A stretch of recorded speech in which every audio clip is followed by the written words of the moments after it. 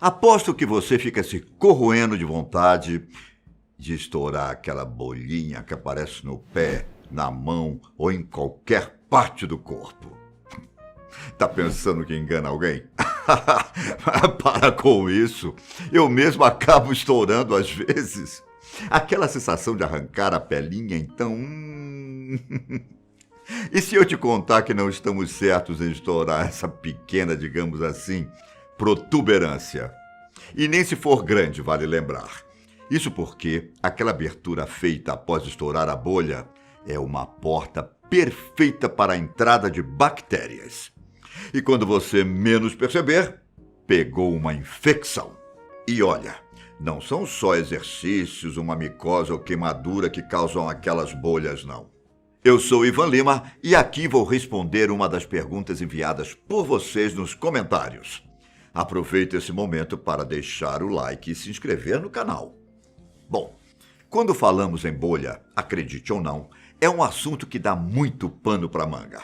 O mais indicado quando aparecer uma simples bolha, vamos chamar assim, seja na mão ou no pé, é aliviar a pressão onde ela estiver e fazer o possível para que não estoure.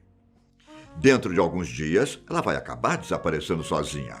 Uma das causas mais comuns é o atrito de uma parte do corpo com alguma coisa.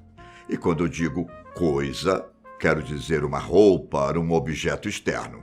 Você já deve ter caminhado muito e, ao chegar em casa, percebeu uma bolha na sola do pé ou próxima ao calcanhar. A fricção faz com que a epiderme se descole da derme, mas não o suficiente para causar um machucado mais grave. É aí que o espaço entre os dois tecidos é ocupado por um líquido originado na derme, que irá ajudar na cicatrização. A melhor forma de evitar isso é deixar no guarda-roupa aqueles sapatos apertados e aderir aos que, bom, realmente cabem no pé. E se for fazer alguma atividade física, é indicado que você use o tênis adequado para a movimentação. Também lembre-se de hidratar os dois membros inferiores antes de dormir. Opte por meias de algodão ao invés de meias de material sintético e não calce o sapato com as meias ou os pés úmidos. Questões de umidade, inclusive, pode causar um outro problema, a micose. E se engana quem pensa que a micose só dá no pé, viu? A infecção causada por um fungo pode atacar diversas regiões da pele, as mãos, os pés, as unhas e até mesmo o couro cabeludo. Você também pode desenvolver uma micose ao ter contato com objetos particulares de outra pessoa, como uma toalha e roupas, ao ter relações sexuais sem proteção, com roupas apertadas e muito suor. Deformação nas unhas, coceiras e manchas brancas são alguns dos sintomas que podem variar de acordo com a região da micose. E aqui vem o mesmo caso que falamos antes. Se estourado, o ferimento funciona como porta aberta para a entrada de bactérias. Sem contar que, às vezes, dói muito, não é? Cada caso é um caso. Veja, o mais indicado é procurar um dermatologista, para que o profissional dê o diagnóstico para a doença e indique o remédio adequado para o tratamento, seja via oral ou para utilização tópica, ou seja, pomadas e cremes. Sempre devemos nos atentar ao local da bolha, caso continue dolorido, mesmo depois de um tempo do surgimento da protuberância. Isso pode significar uma inflamação interna na região. Também fique atento se o ferimento não cicatrizar depois de um tempo e aumente de tamanho rapidamente. Outro ponto é que se a bolha foi causada por algum agente químico, a proeminência pode se qualificar como uma queimadura. Queimaduras de segundo grau geralmente formam bolhas, visto que causam profundas lesões celulares. Um fato curioso é que quando um produto químico provoca queimadura na pele, o ferimento será curado com mais facilidade, visto que o agente químico irá destruir os micro-organismos e a possibilidade de uma infecção será reduzida. Vale lembrar que no caso de uma queimadura de 3º grau, a aparência do ferimento será diferente do que acabamos de falar.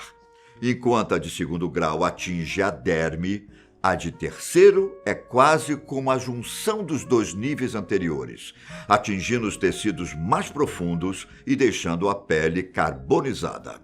Além da micose, doenças como epidermólise bolhosa, catapora, dermatite herpetiforme e pênfigo também podem causar bolhas no corpo, demandando tratamentos diferenciados. A catapora, por exemplo, causada pelo vírus varicela zoster, é altamente infecciosa, afetando aproximadamente 9.000 pessoas anualmente em todo o Brasil, de acordo com dados do Ministério da Saúde. Comumente desenvolvida na infância, a catapora pode causar manchas vermelhas na pele, mal-estar, febre e, como você deve saber, bolhas no corpo.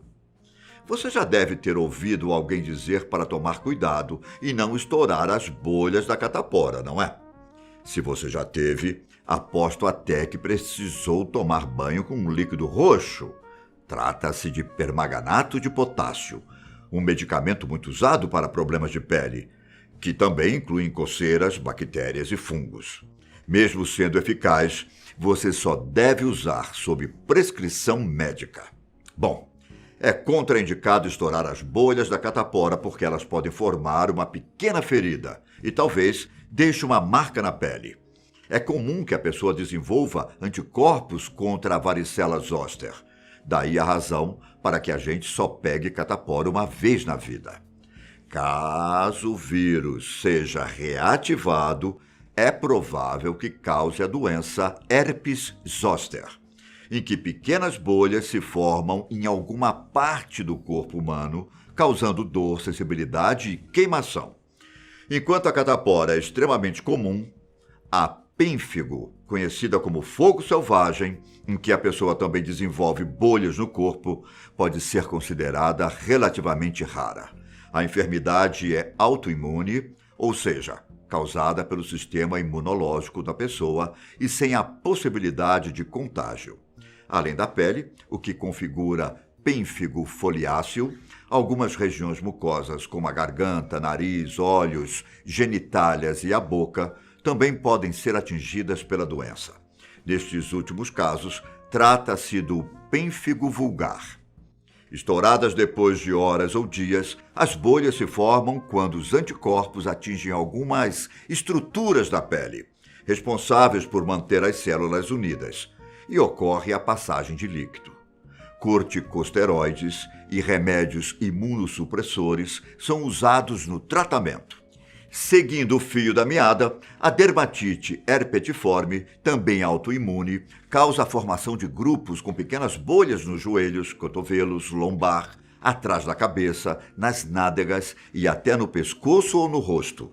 A doença é conhecida por causar muita coceira e ser ativada após uma pessoa, normalmente com intolerância ao glúten, ingerir a proteína.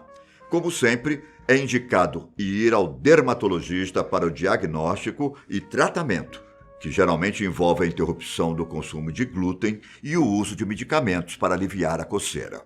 Ao contrário dessas 3 últimas doenças, a epidermólise bolhosa é genética. Além de ser capaz de aparecer em pessoas com qualquer idade, a enfermidade possui 3 tipos: simples, distrófica e juncional. Ela é caracterizada pelo surgimento de bolhas em dobras do corpo, mucosas da boca e dos olhos, e também na extremidade do corpo.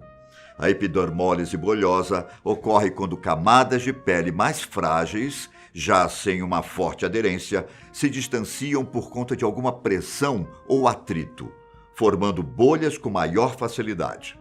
No caso do tipo simples, as bolhas são dolorosas e a cicatrização é tranquila, sem muitos sinais futuros. Já a epidermólise bolhosa distrófica gera bolhas constantes por todo o corpo, deixando marcas mais fortes de cicatrizes. Por fim, no caso da juncional, a doença chega ao estômago, intestino e esôfago, o que pode prejudicar a alimentação do paciente, dificultando que a pessoa engula ou faça a digestão da comida. Além do uso de antibióticos, a melhor forma de lutar contra a enfermidade é passar longe de traumatismos e machucados na pele. É sempre bom lembrar que todos os casos de que falamos aqui necessitam de uma avaliação médica para o tratamento.